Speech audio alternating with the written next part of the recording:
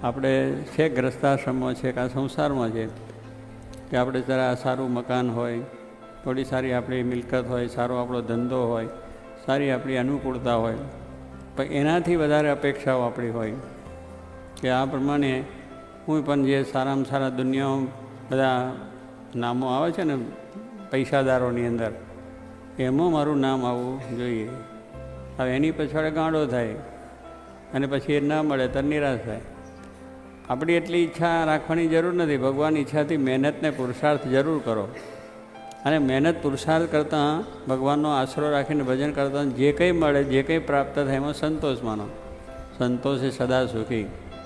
પણ તમે ઈચ્છા કર્યા જ કરો, ઈચ્છાઓ વધ્યા કરશે. કદાચ એ બધુંય આપી દે ભગવાન તો પછી એથી વધારે કોકનું જોઈએ પાછો વિચાર આવે. એમાં પાછો વિચાર થાય કે આવું મળે તો સારું.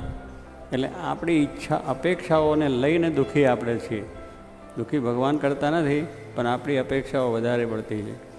તો ભગવાનની ઈચ્છાથી જે કંઈ પ્રાપ્ત થાય એમાં સંતોષ માની અને આપણે જે આપણું જીવન જીવીએ તો કોઈ જાતનો વાંધો આવે નહીં.